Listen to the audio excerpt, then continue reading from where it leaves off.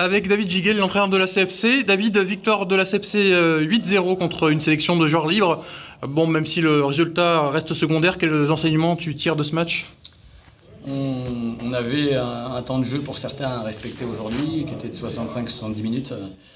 Quel que soit l'adversaire qu'on a en face de soi durant la préparation, il faut bosser physiquement, tactiquement, mettre les repères en place, coordonner les déplacements défensifs, coordonner les déplacements offensifs, retrouver aussi des repères entre les joueurs, parce qu'on a des nouveaux joueurs, on a des anciens, donc il faut que les automatismes se créent. Voilà, aujourd'hui il y a eu des buts, tant mieux, mais encore une fois, on bosse pour être prêt le 20 août contre Saumur, c'est là où il faudra vraiment être au top de notre forme.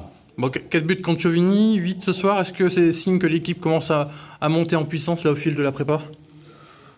Ouais, ça reste des matchs de préparation. Après, c'est important quand même d'avoir l'instinct de compétiteur et de vouloir gagner tous les matchs de préparation qu'on peut effectuer, dans n'importe quelle compétition d'ailleurs. Mais voilà, encore une fois, on s'attache à bien bosser, à ce que l'ensemble de l'effectif soit prêt pour être compétitif le 20 contre Saumur. Donc, on essaie de donner du temps de jeu à tout le monde. Là, ça a été 67 pour une partie du groupe aujourd'hui. Le week-end prochain, on aura encore 2 matchs aussi pour trouver des repères et puis pour essayer de dégager un 11 type qui pourra commencer la compétition, parce que c'est aussi important.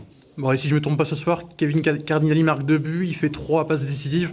C'est aussi bon pour lui et pour la confiance? Ouais, il y en a d'autres qui ont marqué avant, voilà, il y en a qui marqueront après. Voilà, Kevin Cardinali, il ne se résume pas seulement au but et aux passes D. Ce sont des stats importantes pour les attaquants, mais il est aussi très bon dans l'entre-deux-lignes, dans les appels, dans le pressing, dans le contre-pressing. Donc c'est surtout, on veut avoir des attaquants complets qui savent bien attaquer, qui savent bien défendre aussi. Et c'est le cas de Kevin. Mais s'il ne marque pas pendant quelques matchs et que c'est d'autres qui marquent, Bien sûr. On sera content aussi, parce que voilà, tout le monde devra participer à l'effort défensif et offensif.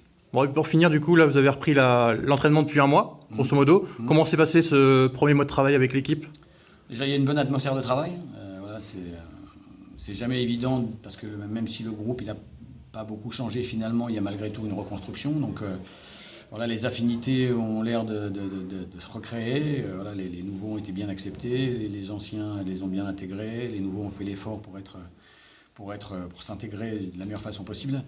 Donc l'atmosphère de travail est bonne. Donc voilà, on a toujours comme ambition que la vie soit bonne au sein de notre groupe, que chacun participe à cette dynamique de groupe et soit positif et aille dans le sens de ce qu'on met en place.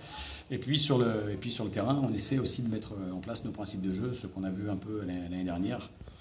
Voilà, moi j'aime bien des équipes combatives qui lâchent rien, qui courent les uns pour les autres.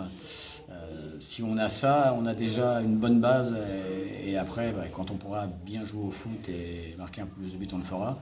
Et j'espère qu'on en encaissera le moins possible. Ça voudra dire qu'on est bien classé. Bon, ça marche. Merci beaucoup. Ça roule.